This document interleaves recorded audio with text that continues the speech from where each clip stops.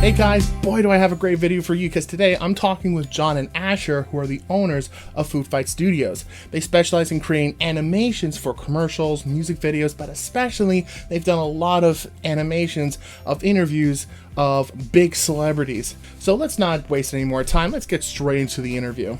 How about right now, why don't you both introduce who you both are, what's your role in the company, what are your particular tasks? Why don't we do this? Why don't we introduce each other? Like, you introduce me, I'll introduce you. I'm interested to hear what you'd say. Okay, cool. I like that. Go for it. All right, man. As you can see, this is JL, John Briggs. He's kind of like the captain of the ship, kind of like delves into both the sales and the creative side. Pretty much it. It's the worst. It's the worst intro. Flame driver. What else can I say? I'm down. Hey. Fetches the pizza, the coffee. Yep. Yes, and I'm John, Food Fight Studios. That is Asher. He's the head animator / lead animator. Pretty much has his hands on almost every single project that we're doing. So he is the head creative. How did you both meet each other? How did that work out? What's cool is we were both doing our thing on opposite sides. So Asher's in England, I'm in Florida. So we were creating our own things. We're doing our own stuff. And then we both kind of hated our day jobs, our careers, the stuff that we were supposed to be doing. And we were kind of looking for ways to get out. So I was making animations on this side, and it was like we were doing this South Park, just getting started with it, style animation. And I was having a super difficult time with the animator. And right around that same time, Asher created an animation for Gary Vaynerchuk, Gary V. And I saw it, both followed Gary V. I saw it. At the end of it, it said animated by Asher Oliver. I just started like, dude, this is so good. I need another animator now. Like, this is perfect timing. I just started like stalking him and trying to find him. And eventually we kind of connected. And I think it was like 4 or 5 years ago, Asher, or something like that. Yeah, something like that. He said stalking. It was very scary. Very scary. It's like, hey man, yo, listen, dude, you better come and animate for me, man. It was so well done. When I finally found him, I found his YouTube channel, and he had this whole animated series that was essentially like an animated resume or animated story about him. He had a job as a waiter, and he was trying to get into digital marketing and content creation and things like that. By the time I finished watching that, I was like, holy, I gotta get to him first. So I was like literally trying to find out where this guy works, trying to like call him at work, all of those things. I was that crazy. Like, this guy's gonna get scooped up if I don't catch him first. So did anybody else call Asher, or was it just me? It was actually a few other people, man, but I guess they weren't as cool as you, which is why I gravitated towards you, man. So there you go. Thanks, bro.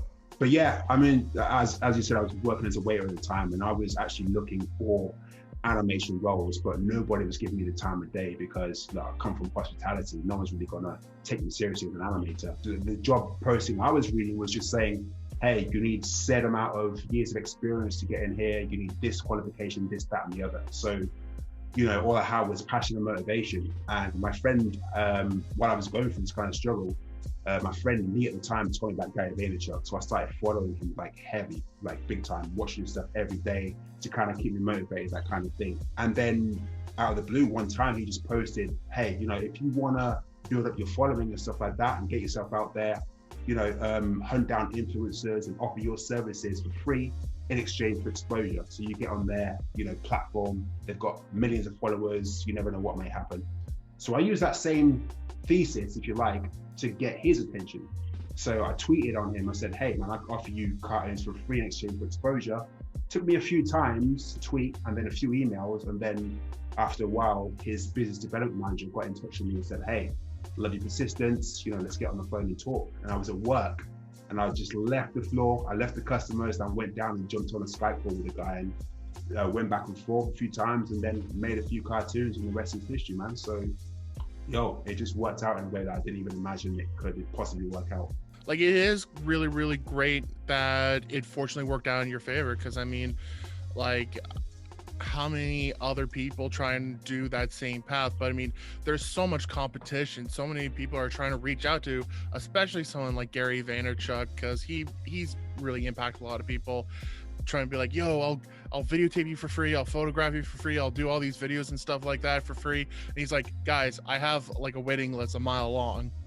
Yeah. And just thank goodness, like, fortunately, it just landed right on you to give you that opportunity. 100%, man. I was actually scared that someone else is gonna, get there before me. But I did. The thing is, there's a thin line between being persistent and just being a pest, and I had to kind of balance that. It was kind of hard for me to just like not send him 100 billion emails saying, "Hey, read this. Hey, did you get that? Did you get this?" But eventually, it happened. So yeah. Exactly how many emails and tweets did you send out to Gary? I sent out 2 tweets. I think I sent out 2 tweets and 2 emails. Like, one establishing saying, hey, kind of just like massaging his ego, but not kissing, saying, hey, look, like your stuff, watch your stuff, you motivate me, love to work with you, offer free in exchange for exposure. Kind of did that twice, changed obviously the format and the wording of the second one, and then they replied on the second email. Didn't you also animate like a Gary V question, or did he ask you? He asked you to do that, or you did that for free? Yeah. There you go. Yeah. That's how you got his attention. He did the Ask Gary V show where he was, he had a show and people could ring in and ask questions for advice and stuff like that. So I kind of did a cartoon where he was at a keynote at an old folks home, just randomly in my town of Leeds, and I was traveling down there to see him because I had heard about it. And in the end, I kind of asked him, I think it was, as an animator, how do you kind of break out in the industry and, be different and whatnot? And it like transformed from a cartoon into my real face. And that's when I asked the question. So they actually retweeted that.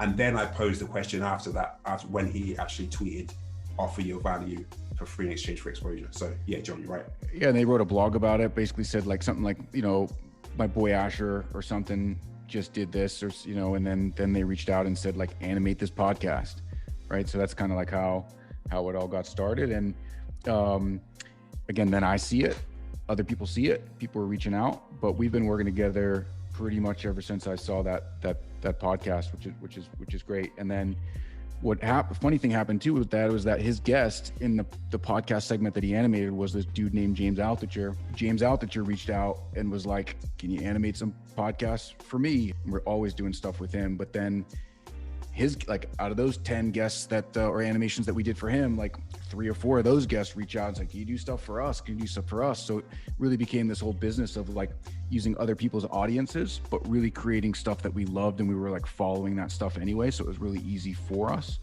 And we didn't have to figure out funnels or marketing or anything like that, because just the people that we were working with already had these large audiences, and what we were doing was so unique at the time that people just kept reaching out and wanting other stuff for us. And that really is the key, of course, is just finding something very niche for a niche audience. I mean, there weren't really a lot of, I'm not sure, John, if you could pick up on any like company that was kind of animating podcasts at that time the way we were. The people that are doing it are usually not company. So we have an advantage now. We're a real company, a real machine that can actually do these things. A lot of people that do it are, where we used to be before, just one-man shows that are just doing things on our own. So there was this dude, Pauly Tunes, which I love that dude stuff, that was doing the Joe Rogan stuff. But other than that, I mean, they've definitely popped up since, but no, I don't think any companies like us. And how did both of you kind of learn and get into the craft that you're doing? I had a medical device distributorship that I owned and hated every minute of it, pretty much. It was miserable. So I just wanted to do something that I actually enjoyed doing. So while I was in there in the process of like phasing out and like just closing up shop, I was like, I need to learn some e-commerce. So like I just went on 99 Designs and started creating these parody football logos that I thought I could put on t-shirts and sell, called parody tees. And it was literally just for me to learn e-commerce. I haven't learned still about e-commerce, but the stuff that we were creating, the logos were getting like stolen, and other people were selling t-shirts on Amazon and all that stuff. So I knew I had something, I just didn't know what. And then one day I was like, how do I take this to the next level? Like, I'm gonna create a cartoon. Went on YouTube, searched South Park style tutorial, and found a dude that was teaching it. And he was the first animator that I grabbed on, and just literally learned from that. That's all I did. I didn't know filmmaking industry whatsoever. Me, I just learned on YouTube, just teach myself on YouTube. Yep. I mean, as I said back in the day, I was kind of convinced that you had to go to animation school to learn how to animate, but YouTube it's just got a wealth of material for you to learn from. It's just whether you've got the discipline to actually buckle down and watch those videos and just do the trial and error by yourself. So I think that's all university offers. It's just that structure and just discipline, because you've got somebody over you saying it's like this, it's like that, do this, do that. But if you can do all that yourself in your own head, nothing really stops you, man. It's all mental, I think. 100%. And it's funny that you brought that up, Asher, because like as someone who has been to a film school and has been trained in college about filmmaking and stuff, I have noticed that what's unique about at least learning it from yourself is you learn kind of your own unique path, and that can turn into something on its own. If you're in a college or a university, there's kind of their way of how to do some sort of creative work. So if you went to school, your sort of animation style might match their animation style, but it won't necessarily be your style. Yeah, definitely agree with that. Yeah. Great point.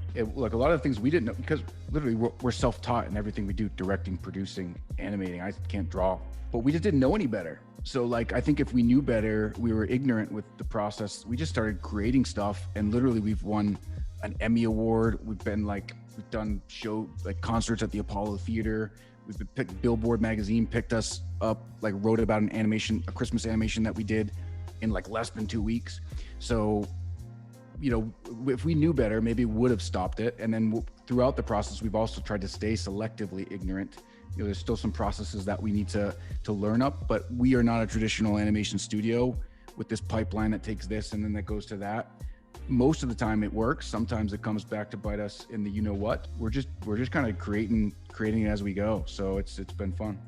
Yeah, a lot of off the cuff kind of like, you know, ad hoc as you go along type learning, which I think has actually made us kind of stronger, you know. I mean, for example, like I could be on a project and then I go on YouTube to try and see how to do, you know, enhance a certain element of the project. Then I learn something else on top of that, and then I can bring it into the project. So you just kind of have to stay open-minded. I think that's really helped us in our process. How did you guys actually create the studio, Food Fight Studios? We were doing our own thing. So Asher had communication, communicating through animation, and that was like explainer videos and business type of stuff like that. I had this thing called Parody Tees, and it was that content company that we were telling about before. We were making like just joke animations, starting with like NFL football and things like that, getting voice actors to do. So we joined forces.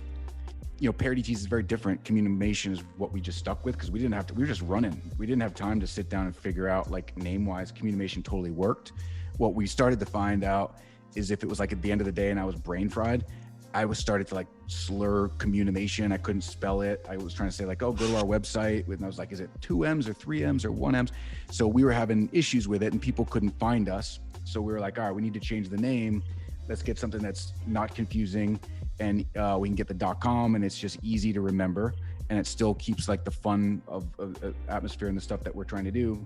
So after like 3 months, we came up with Food Fight Studios. And then of course the first time I tell somebody the name was James Altucher on camera, and he's like, here's John from Fast Food Studios.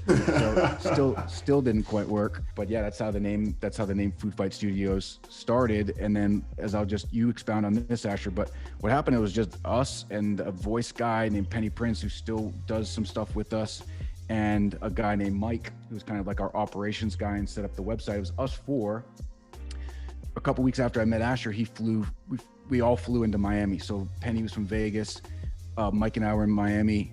Asher flew in from the UK. Asher can tell you that his parents thought it was a scam, that he was going to be kidnapped or something. And we just locked ourselves in a room for a couple weeks. And when we came out of there, we had all this, you know, Parody Tees stuff, content. It was like eye-opening. But as we started moving and doing other things, it's like, shoot, we have so much work. Asher, do you know anybody? He's like, I know this one dude that we almost collaborated with, that he lives close. And then it was like, we need this other style, 3D stuff. Do we know anybody do it?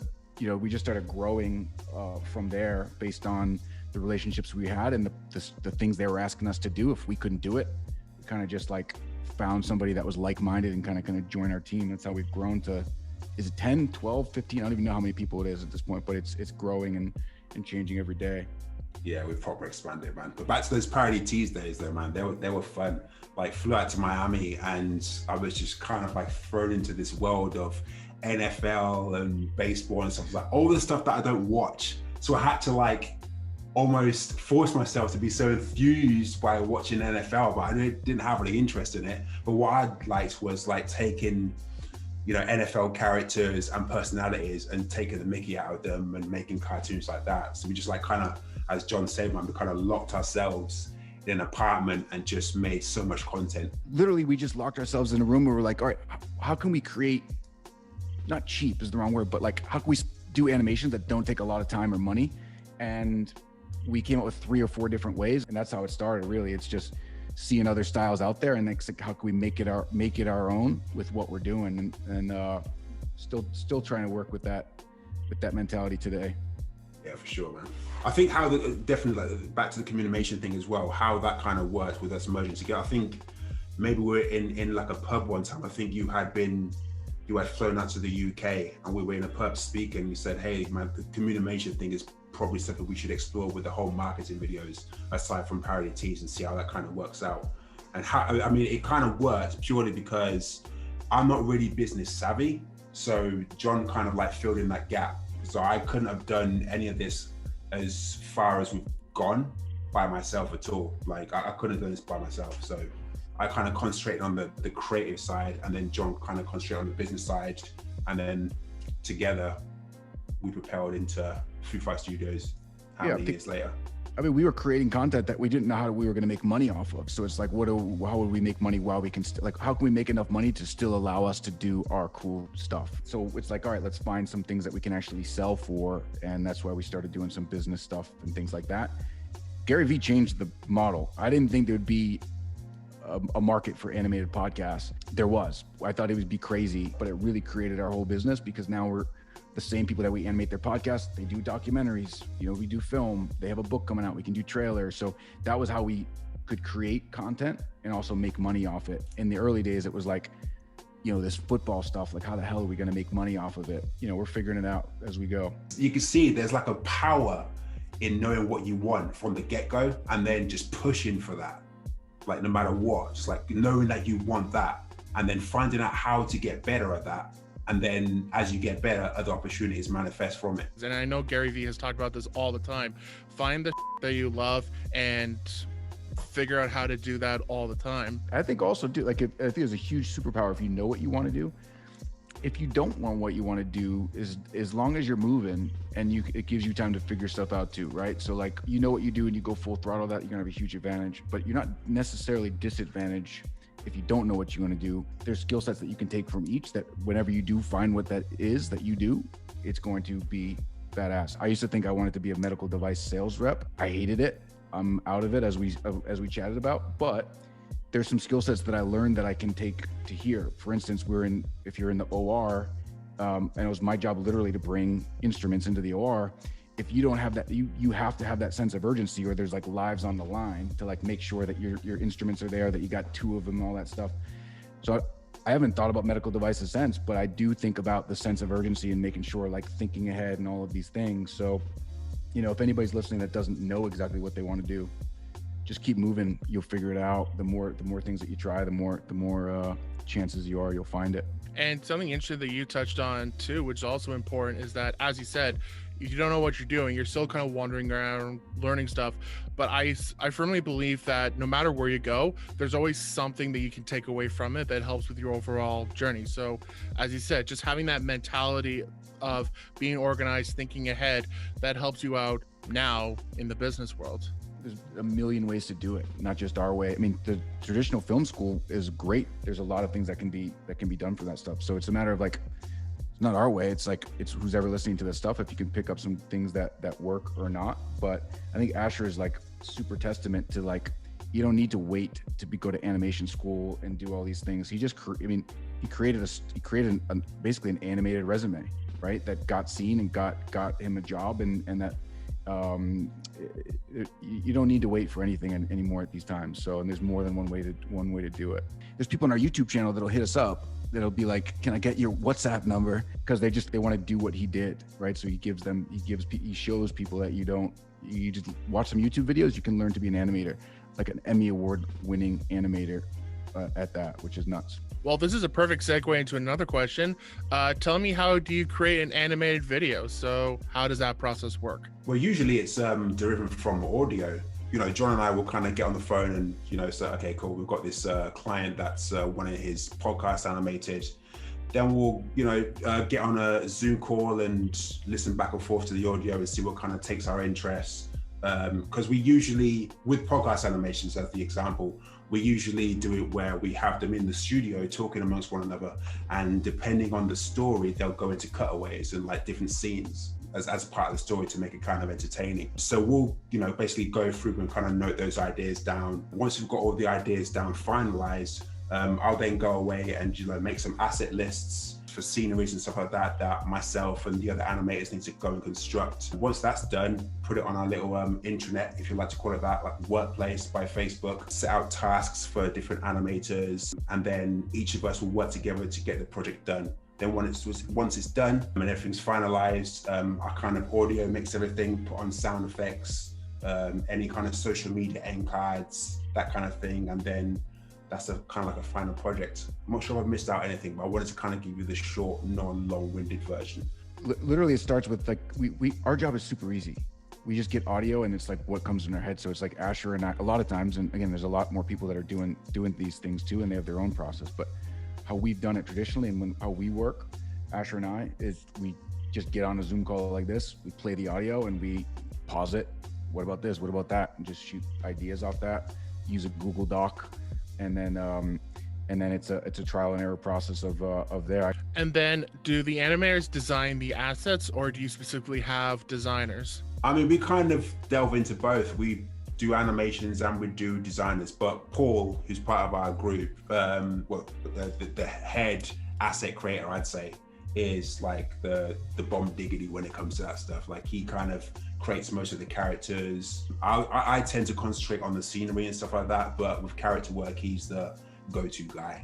So we're kind of like hybrids in that kind of sense. Yeah, as we built this team out too, like it was 4 of us for a long time, or 5 of us, but they all have different skill sets. So Potts is a great asset builder. We can draw. He can really draw. Another guy, Rick, he's the guy. He's worked on big time 3D projects for big time studios, and he can do 3D stuff, and he can animate really well. Character animation, he can do really, really well. So and then Asher is creative, and he can do all of it, right? He can rig, he can draw, he can animate, and he can conceptualize some of the ideas. So like all of us together, we really complement each other in different things. And then as we've grown, we need different style. We've brought on, Oliver, our boy Ozzy, which, he was the original guy that started creating those logos for me, has been with us since, I think 5 or 6 years at this point. So like he'll draw more of our realistic style things as well. And we're drawing the assets into our group for the most part. Yeah, but recording meetings, I'll tell you what, man, is like, I'm not sure if you collaborate with other people and stuff like that and have to Zoom call, but like having Zoom meetings and recording them is so integral. The amount of times that John and I have misunderstandings about what was said and what wasn't is ridiculous. Like, dude, I didn't say that. Dude, you did say that. Play back the tape. And even proof of point, there's a language barrier within UK English and the United States, Canada English. Anytime someone said cubicle, Asher would put them in like a toilet. And I was like, okay, that's kind of funny. And then the second time I was like, I think we kind of played that joke out a little bit. And he's like, what do you mean? A cubicle in England is what? Is a toilet? What is this? Like the it's public restroom toilet? I thought that was normal. Like in the Gary Vee video, Ask Johnny Crest, like one of the guys is sat in a cubicle, which I thought was a toilet, which is over here, on his phone swiping through. And I thought that was, no one said anything. They didn't say, dude, what the hell is this? So I mean, it was funny, and then it was like, dude, you use that joke again. What joke? But there's a language barrier with all that stuff with lost in translation. Yeah, it's all fun and games. So talk to me about how, because I noticed that I mean, you can correct me on this, but definitely the way I found you guys was when I saw an animated clip of Gary talking, and then I go over your content, and you guys are doing this a lot. Tony Robbins, Jocko Willink. What made you decide to go into that and start just doing more content around other influencers? How does that work? They just asked us. They were guests on stuff, and it just kind of snowballed like that. So it started with like Vaynerchuk. Altucher was the guest on that one that we animated the segment. Altucher reached out. He wanted to do Sarah Blakely, Tony Robbins, all these things. Tony Robbins' daughter-in-law saw it, commented on it.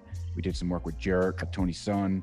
Sarah Blakely's husband Jesse saw it. Jesse Itzler, we did when his book came out, Living with the Monks, we animated that stuff.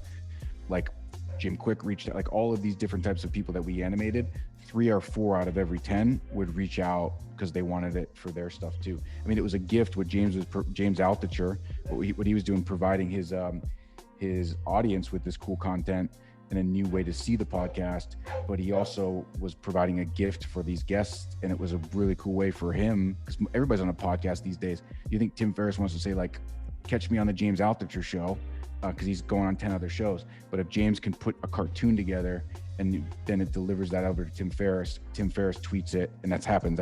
And then it's good for him. It's good for Tim. It's good for James. It's good for us. And like literally, we've created a whole business around exactly that. Just this circle of everybody wins. Yeah, 100%. It's just like this string of like social media contacts, and just like you get an inbox saying, I saw your video that you did for so-and-so. I've got this brand, you know, I'm interested in having an animation for my brand. Can you provide something like that? Let's talk, that kind of thing. So it's just from other people just seeing what we've done for other people. I mean, literally, we thought about doing a family tree at one point because it's such an incestuous world, that little personal development type space. If we don't know somebody in that space, or they don't know us, they've either heard of us or seen our work. That's how well we've gotten into that world. And it just kind of happened by accident, but it's good. Glad it did. Just to kind of wrap up our discussion now, are there any sort of future projects or plans that you'd like to perhaps get some early, make an early announcement? What can we get excited for? Working on a bunch of film, like we're doing some documentary films. That one is a pretty serious subject about like child sex trafficking and stuff like that. So I know it's going to be a big impactful film, and we try to just work on stuff that are like impactful things, whether that's an influencer with a great message. So many of these like fake gurus out there that we turn more people away than we actually will work with. But we have some films with that stuff. We have some cool collaborations with some YouTubers. Rory Kramer is one of them. We are doing some stuff with Spartan Race. So that's one of our brand things, but that's definitely a brand that makes a difference in that world. Aside from some of the clients, like we're doing some of our own branded content as well. Me, for example, I've studied this, a fan of this guy, I'm sure you've heard of him, Gibson Hazard, amazing transitions and things like that. So I'm trying to kind of take a leaf out of his book and bring the world of animation into it and just mesh the worlds together and just go down this completely different path of creativity and imagery for Food Fight Studios and see the kind of things that we can create with that. Yep. And that's literally part of our creative process, is like we'll be texting each other back and forth. I'll be like, yo, can you do this? Or yo, did you see this, dude? Did you see that? Did you see that? And like that's how we level up as well, trying to find like, hey, do you think you could do this transition? Like, yeah, I could do that. Like, all right, let's do it for this. My final question is, I know we already talked about some great ideas and advice, of course, for people who want to get into animating and especially filmmaking in general. But if someone should walk away from this interview with at least one big important piece of advice, what would both of you say to that? As corny as it sounds, man, listen to your heart, man. Just follow your heart, like listen to yourself. A lot of other people will cast opinions on what you should and shouldn't do, but it's based upon what they've not had the balls to try themselves. So I think literally just find out what you're good at, or find out what you're interested at, and, you know, go down the path to get good at it, wherever that path may be, I guess. Yep. I think there's a million ways to do it. So it's like, for me, what I've always done is there's so much info out there, almost too much info a lot of times, that you can go down a rabbit hole and really get paralyzed, or you could listen to the wrong people, right? So it's like, it's going out there trying to find some things that are some messages that you resonate, and then doing you, make it your own, take it however you want to do it. But there's no one piece of advice at all. And there's more than one ways to do things. So that's all I would say. Yeah, and also if a guy in another country says he has an opportunity for you because you saw your name on the end credits of a influencer's video, go for it. Yeah, I'll tell you what, man, I'm telling you, like, my parents like, are you sure this is real? Flying you all over to Miami and stuff like that. What did they think? Well, my mum said, is this real? Is this a scam? But you gotta understand that she's old school Jamaican, so she doesn't understand the world that we live in, man. This is a different world. So yeah, I mean, but I think there's barriers that go up in everybody's eyes and stuff that they didn't think that stuff was possible, right? But there's so much stuff that's possible, and there's barriers up in our mind that we don't think is possible, that some Gen Z kid is working on and thinks that we're old farts with the stuff. So very cool, very cool how we met and continued to grow and do some stuff. When Harry met Sally type story, as Asher would say. I don't have any really advice, just I can chat, and if you find something valuable, great, but take it for what it's worth. I'm a dummy with no film education whatsoever. Take everything that we say with a grain of salt, and hopefully I just like to be flies on the wall in conversation. So hopefully this was good for you and your audience, man. Yeah, 100%. This was a fantastic interview. I want to thank you both so much for your time and just all the amazing stories and experience and advice that you gave to the audience. Thank you so much. Thanks for having us, man. Yeah, dude. Likewise. All right. So as always, I hope that video helped you out. If it did, please make sure to go give them a follow. I'm going to leave their links down in the description below so you can go check out their work for yourself. But as always, if this video helped you out, please make sure to smash the like button and subscribe because I got videos coming out all the time. So good luck with your projects, and I will see you next time.